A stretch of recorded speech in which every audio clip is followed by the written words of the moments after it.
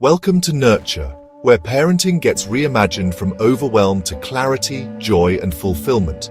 They're not listening? Try connecting first. Many parents get stuck in a cycle of yelling, micromanaging, and constant reminders, wondering why teens tune out. The truth? Control closes doors, while connection opens them. Instead of lecturing, try listening.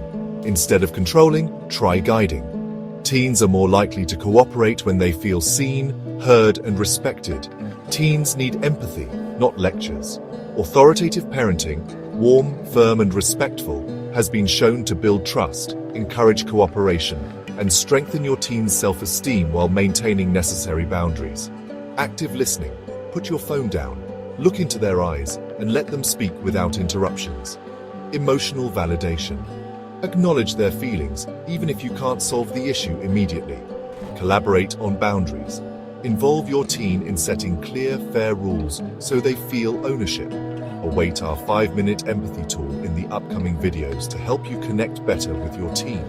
If this video gave you something to think about, show us some love by hitting like, subscribe, and share it with a loved one.